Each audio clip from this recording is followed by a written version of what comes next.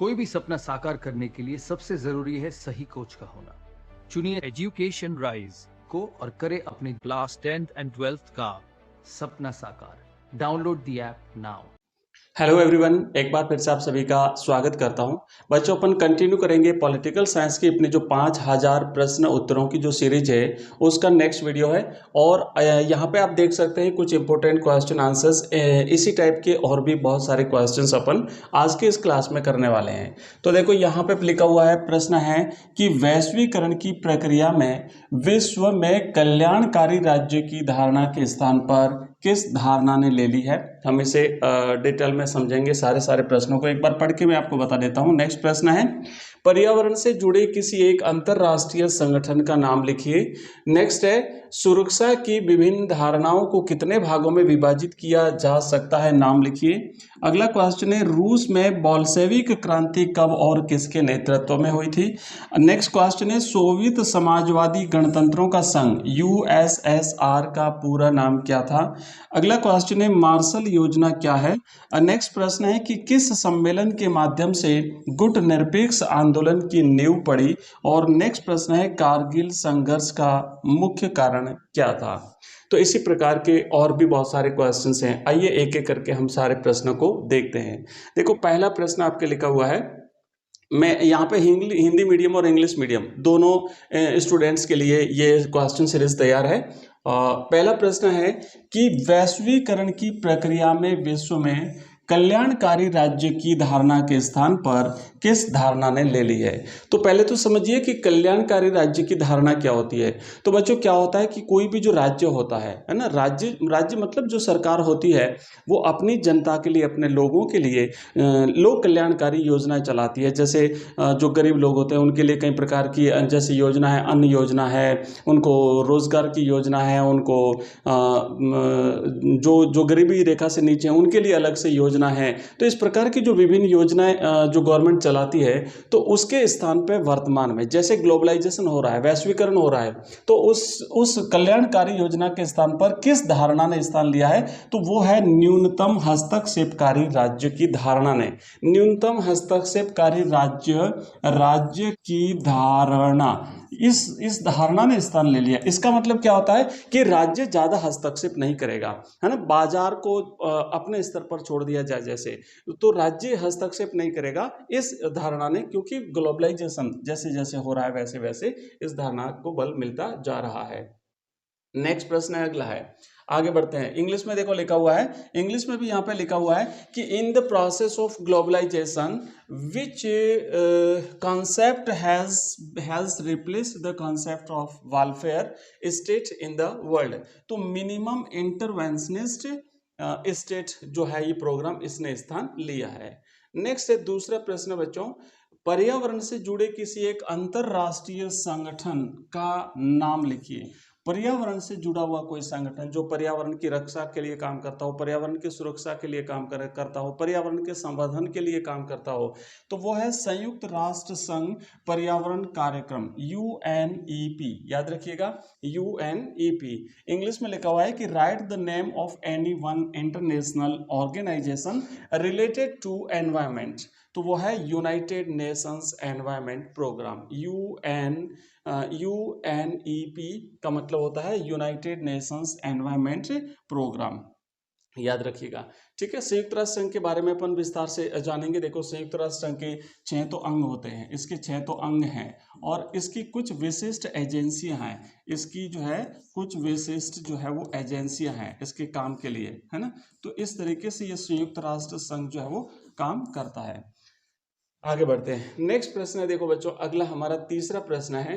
तीसरा प्रश्न है कि सुरक्षा की विभिन्न धारणाओं को कितने भागों में विभाजित किया जा सकता है, नाम लिखिए। तो हम सुरक्षा की जो विभिन्न धारणा है उनको 2 भागों में विभाजित कर सकते हैं। एक तो है सुरक्षा की पारंपरिक धारणा और एक है सुरक्षा की अपारंपरिक धारणा। ठीक है। तो सुरक्षा की जो पारंपरिक धारणा, इसे फिर से हम विभाजित कर सकते हैं दो भागों में, और जो अपारंपरिक धारणा, इसे भी हम दो भागों में। तो आगे आने वाले वीडियो में हम इसके बारे में भी विस्तार से जानेंगे। यहाँ पे आप देखेंगे लिखा हुआ है कि different concept of security can be divided into how many parts, write name. तो आप लिखेंगे इन टू पार्ट्स। पहले तो है traditional concept of security and दूसरा है non traditional concept of security. तो इस तरीके से हम इसे डिवाइड करेंगे। बच्चों आगे बढ़ने से पहले मैं आपको बता दूं कि ये जो मैंने आपको पिछले वीडियो में भी बताया था, और ये जो 5000 प्रश्नों की जो टोटल सीरीज है, इस सीरीज की पीडीएफ तो वैसे मैं एक एक वीडियो की तो हमारा जो टेलीग्राम चैनल, हमारा व्हाट्सएप चैनल और हमारे व्हाट्सएप ग्रुप बने हुए हैं उस पर मैं शेयर करता हूँ। और व्हाट्सएप ग्रुप का नंबर मैं यहाँ पे लिख देता हूँ। आज इस नंबर पर आप मुझे जब मैसेज करेंगे तो आपको लिंक मिल जाएंगे, उस लिंक से आप हमारा व्हाट्सएप ग्रुप और व्हाट्सएप चैनल ज्वाइन कर सकते हैं। 9079622989 इस नंबर पे आप हमें व्हाट्सएप मैसेज करके हमारे टेलीग्राम चैनल, व्हाट्सएप ग्रुप और व्हाट्सएप चैनल से आप जुड़ सकते हैं। दूसरा, अगर आप टोटल ये 5000 जो प्रश्न हैं एक साथ अगर प्राप्त करना चाहते हैं तो आप हमारा ऐप डाउनलोड कर लीजिए। एजुकेशन राइज नाम से बच्चों हमारा ऐप है, एजुकेशन राइज, RISE। इस वीडियो की डिस्क्रिप्शन में लिंक भी दिया हुआ है, और प्ले स्टोर पर भी अगर आप सर्च करते हैं एजुकेशन राइज नाम से तो आपको देखो लोगो दिख रहा है, इस टाइप का आपको ऐप दिखेगा। उस ऐप को डाउनलोड कर लीजिए। वहां पर हमने अलग अलग कोर्सेज बना रखे हैं। वहीं पर आपको एक कोर्स मिलेगा, ये 5000 प्रश्नों की पूरी सीरीज है। और इसके अलावा सब्जेक्ट वाइज हमने कोर्स बना रखे हैं, पॉलिटिकल साइंस का कोर्स, हिस्ट्री का कोर्स, ज्योग्राफी का course, English compulsory, Hindi compulsory, Hindi साहित्य, सारे के सारे कोर्सेज आपको वहाँ पे मिलेंगे। उन सभी कोर्सेज में हमने चैप्टर वाइज, है ना, चैप्टर वाइज वहाँ पे जितने भी आपके लेसन्स हैं प्रत्येक सब्जेक्ट में, तो वहाँ पे चैप्टर वाइज हमने वहाँ पे आपको जो है वो हम नोट्स अवेलेबल कराते हैं आपको पीडीएफ के रूप में। उसके अलावा वहाँ पे उसी पीडीएफ से रिलेटेड जो वीडियोस होते हैं वो सारे वीडियोस आपको वहाँ पे मिलते हैं। वहाँ पे आपको एमसीक्यूज टाइप के क्वेश्चंस मिलते हैं, और एमसीक्यूज की तो हमने जो टेस्ट सीरीज है वो टेस्ट सीरीज भी लॉन्च कर रखी है। आप देख सकते हैं इस प्रकार की आपको टेस्ट सीरीज मिलेगी। एमसीक्यूज का क्या होता है कि जैसे बोर्ड का जो पैटर्न है उसमें तकरीबन 40% जो वेटेज रहता है वो एमसीक्यूज टाइप का रहता है ना, 40%। तो इसमें आपके 12 से लेके 18 तक एमसीक्यूज टाइप के क्वेश्चंस मिलते हैं। 6 तो मिलते हैं रिक्त स्थान वाले और 12 एमसीक्यूज टाइप के। तो इसलिए हमने एमसीक्यूज टाइप के वहाँ पे पीडीएफ के रूप में भी दिया, और साथ ही साथ वहाँ पे आपको टेस्ट सीरीज भी मिलेगी। टेस्ट सीरीज में जब आप सबमिट करेंगे तो आपको रिजल्ट भी हाथों हाथ मिलेगा, कितने राइट हुए कितने गलत हुए, जो गलत हुआ उसका राइट आंसर क्या है, और आप उसे दोबारा भी दे सकते हैं, और ना ऑनलाइन टेस्ट के नाम से हमने इसे जो है वो बनाया हुआ है। तो इस तरीके की सारी चीज़ें आपको हमारे इस ऐप में मिलेगी। एक बार डाउनलोड करिएगा, लिंक इस वीडियो के डिस्क्रिप्शन में दिया हुआ है। आगे बढ़ते हैं, और आगे मैं और चीज़ें आपको बताऊंगा। आगे बढ़ते हैं, देखो नेक्स्ट हम प्रश्न लेते हैं। चौथा प्रश्न है बच्चों कि रूस में बोल्शेविक क्रांति कब और किसके नेतृत्व में हुई थी। आप सभी को याद होगा कि रूस में 1917 में, है ना, 1917 में जो क्रांति हुई थी वो लेनिन के नेतृत्व में, व्लादिमीर लेनिन के नेतृत्व में 1917 में लेनिन के नेतृत्व में क्रांति हुई थी। और इस क्रांति को हम बोल्शेविक क्रांति भी कहते हैं, साथ ही साथ इसे समाजवादी क्रांति के नाम से भी जाना जाता है। इसे समाजवादी क्रांति भी कहते हैं, बोल्शेविक क्रांति भी कहते हैं। देखो इससे बच्चों, इससे रिलेटेड कई सारे प्रश्न बन सकते हैं। पहला प्रश्न तो ये होगा कि भाई रूस में क्रांति कब हुई थी, तो पहला आंसर तो आपको लिखना है कि 1917 में रूस में क्रांति हुई थी। दूसरा प्रश्न ये बन सकता है कि रूस में 1917 में जो क्रांति हुई थी उसका नाम क्या था, तो उसे हम बोल्शेविक क्रांति भी कहते हैं, और साथ ही साथ उसका नाम है समाजवादी क्रांति। तीसरा प्रश्न बन सकता है कि रूस में 1917 में बोल्शेविक क्रांति हुई थी, वो किसके नेतृत्व में हुई थी, तो हम लिखेंगे व्लादिमीर लेनिन। तो ऐसे कई सारे ऑब्जेक्टिव टाइप के छोटे छोटे प्रश्न, रिक्त स्थान के प्रश्न बन सकते हैं। इंग्लिश में लिखा हुआ है कि when and under whose leadership did the Bolshevik revolution take place in Russia. तो आंसर है the Bolshevik revolution in Russia took place in 1917 under the leadership of Vladimir Lenin. This socialist revolution is also known, मतलब ये socialist revolution, Samajwadi क्रांति के नाम से भी जाना जाता है। आइए बच्चों आगे बढ़ते हैं। नेक्स्ट देखो अगला प्रश्न है पांचवा प्रश्न है अगला हमारा कि सोवियत समाजवादी गणतंत्रों का संघ USSR का पूरा नाम क्या है। तो आपको पूरा नाम याद रखना है, कई बार रिक्त स्थान में, ऑब्जेक्टिव में या वन लाइनर में पूछा जा सकता है। तो यू का मतलब होता है यूनियन, एस का मतलब होता है सोवियत, नेक्स्ट एस का मतलब होता है सोशलिस्ट एंड आर का मतलब होता है रिपब्लिक्स। तो ये है पूरा नाम। तो इंग्लिश में यहाँ पे देखो कि what is the full name of the union of union of Soviet socialist Republic. तो यहाँ पे यही पूरा नाम है ना, यही पूरा नाम है union of Soviet socialist republics. आगे बढ़ते हैं बच्चों। आगे बढ़ने से पहले बता दो एक बार फिर से कि जितने भी हम ये क्वेश्चंस कर रहे हैं इसमें हम एमसीक्यूज टाइप के क्वेश्चंस भी करेंगे। एमसीक्यूज हमारे जो 5000 प्रश्नों की जो सीरीज है ना, इस 5000 प्रश्नों की सीरीज में एमसीक्यूज टाइप के क्वेश्चन आंसर्स भी शामिल हैं। इसमें हमारे वन लाइनर जो है ना, वन लाइनर मतलब जो अति लघुतरात्मक प्रश्न अपन जिसे कहते हैं वो भी शामिल है। वन लाइनर है, उसके बाद रिक्त स्थान जो है, जो ब्लैंक वाले जो आते हैं रिक्त स्थान वाले वो भी हैं। उसके बाद लघु उत्तरात्मक प्रश्न भी हमने शामिल किए हैं। उत्तरात्मक प्रश्न, निबंधात्मक प्रश्न, जो बड़े प्रश्न हैं वो भी इसमें शामिल है। तो इस प्रकार हम सारे प्रकार के प्रश्न करेंगे। और ये अगर 5000 प्रश्न पढ़ लिए, क्योंकि प्रत्येक चैप्टर की एक एक लाइन से निकाले हुए, प्रत्येक चैप्टर की एक जो आपके लेसन है उसमें से उसकी एक एक लाइन से निकाले हुए प्रश्न है। और ये अगर आपने पढ़ लिए तो आप चाहे छोटा प्रश्न पूछा जाए या बड़ा प्रश्न पूछा जाए, सभी प्रकार के प्रश्न हल कर लोगे। तो जरूर पढ़ लीजिएगा इसे, बहुत ही मेहनत से बनाए हुए सारे ये क्वेश्चंस हैं। चलिए नेक्स्ट प्रश्न की तरफ बढ़ते हैं बच्चों। अगला हमारा क्वेश्चन है मार्शल योजना क्या है। तो देखो मार्शल योजना आपको याद होगा कि द्वितीय विश्व युद्ध के पश्चात, क्योंकि द्वितीय विश्व युद्ध हुआ तो उसमें जो यूरोपीय देश जो जिनको काफी नुकसान हुआ था, तो उस नुकसान की भरपाई के लिए संयुक्त राज्य अमेरिका ने यूरोप की अर्थव्यवस्था के पुनर्गठन के लिए जबरदस्त सहायता की थी, आर्थिक सहायता है ना, जबरदस्त आर्थिक सहायता इन्हें मुहैया कराई थी। तो इस आर्थिक सहायता को, इसे जो है वो मार्शल योजना के नाम से जाना जाता है। अमेरिका के कोई लीडर थे मार्शल, जिनके नाम पर इसे मार्शल योजना नाम दिया गया था।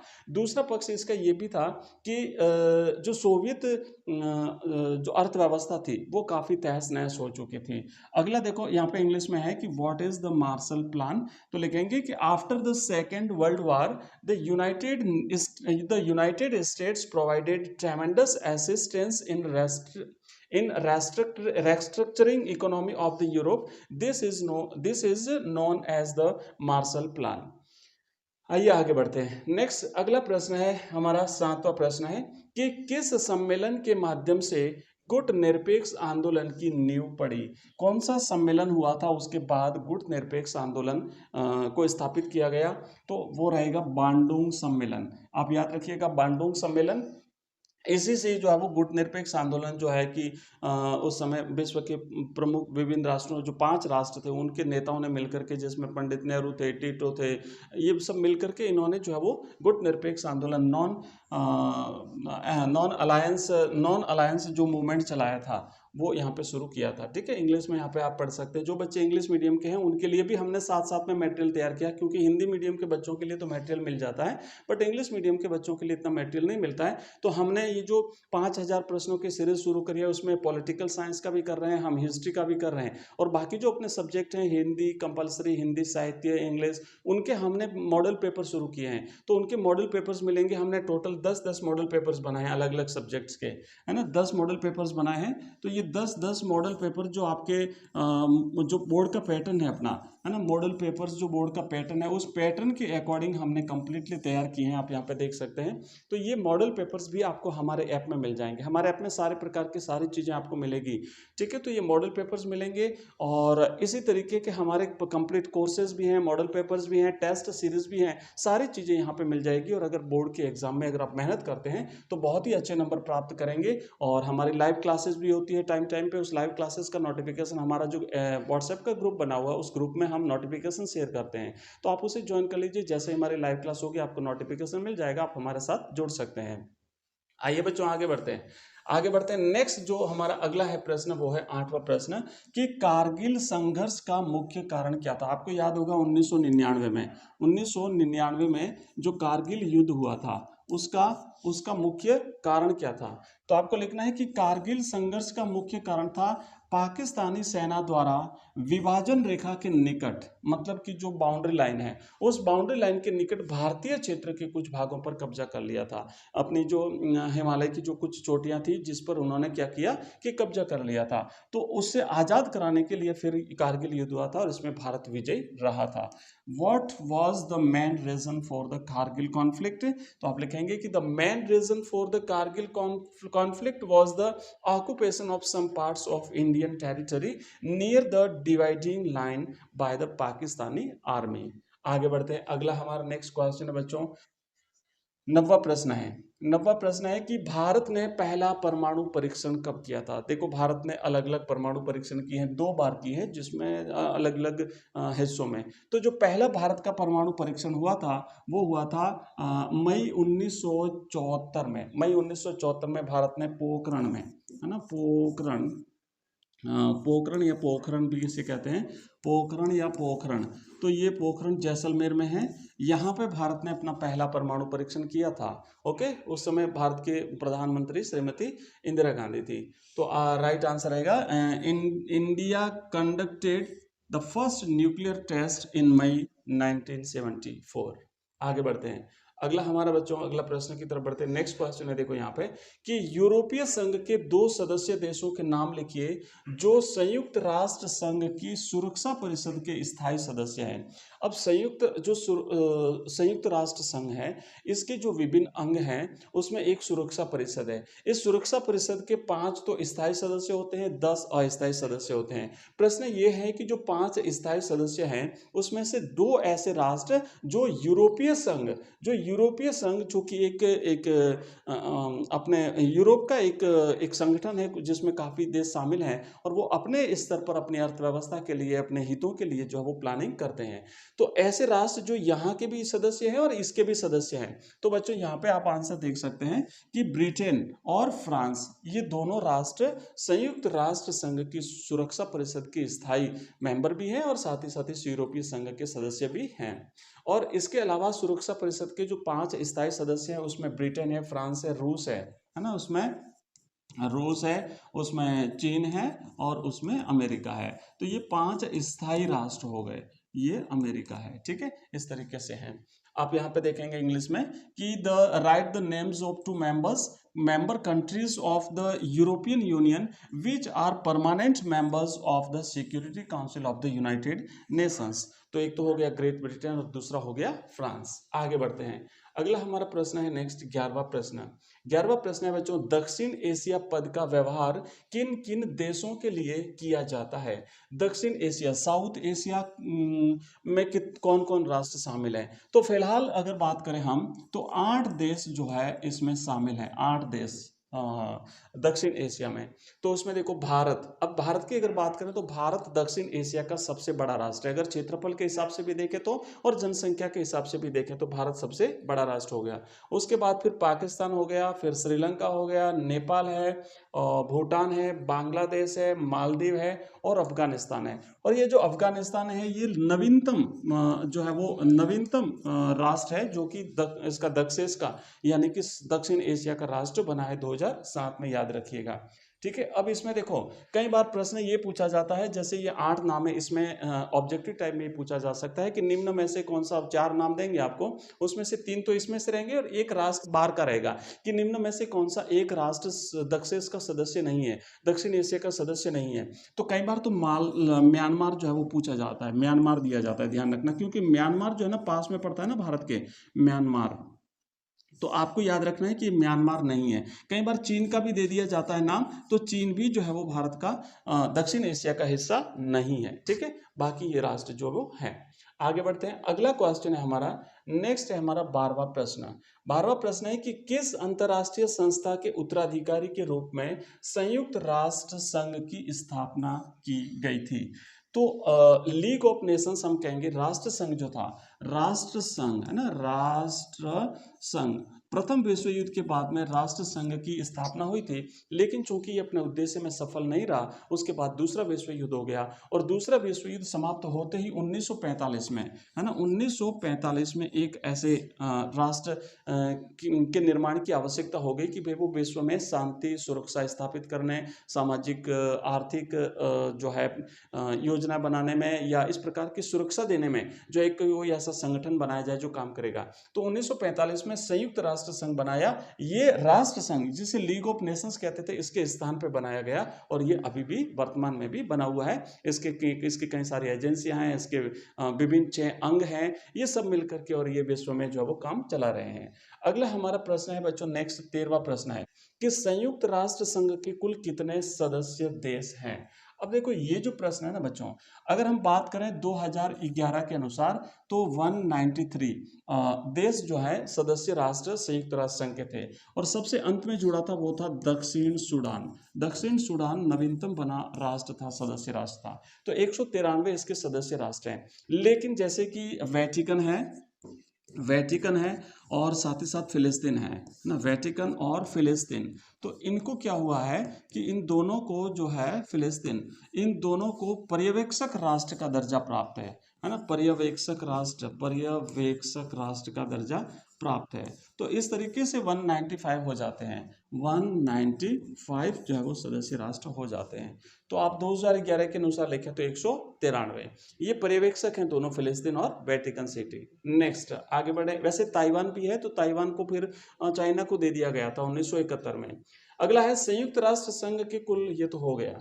नेक्स्ट प्रश्न है बच्चों अगला हमारा कि सुरक्षा की पारंपरिक धारणा के 2 रूप कौन कौन से। देखो हमने पहला प्रश्न किया था कि सुरक्षा की कौन कौन सी धारणा है, तो हमने देखा था एक तो थी पारंपरिक धारणा और दूसरी थी अपारंपरिक धारणा। अब पारंपरिक धारणा के 2 रूप कौन कौन से हैं, तो पारंपरिक धारणा में एक तो आएगा बाह्य सुरक्षा और एक आएगा आंतरिक सुरक्षा। बाह्य सुरक्षा से तात्पर्य है कि किसी देश पर बाहरी ताकतों के द्वारा अगर हमला कर दिया जाए तो उससे हमें सुरक्षित रहना है ना। और आंतरिक सुरक्षा का मतलब होता है देश के भीतर ही अगर किसी प्रकार का उपद्रव, किसी प्रकार की समस्या, किसी प्रकार की कठिनाई अगर उत्पन्न होती है तो उसे भी जो है वो सुलझाना है। तो ये इस प्रकार की 2 धारणाएं हो गई। तो 14वां प्रश्न है कि what are the 2 forms of traditional concept of security. तो पहला तो है एक्सटर्नल सिक्योरिटी एंड दूसरा है इंटरनल सिक्योरिटी। तो बच्चों हमने आज किए हैं 14 प्रश्न। वीडियो काफी लंबा हो रहा है इसलिए मैं इसे कम कर रहा हूँ। बहुत सारे प्रश्न है, 5000 प्रश्न टोटल पन करेंगे और बैक टू बैक आपको ये सीरीज लगातार मिलती रहेगी। बहुत ही जल्दी हम इसे कंप्लीट करेंगे और मॉडल पेपर्स भी हम अवेलेबल करवाएंगे। ठीक है, तो मिलते हैं नेक्स्ट वीडियो में, तब तक के लिए बाय, धन्यवाद, थैंक यू।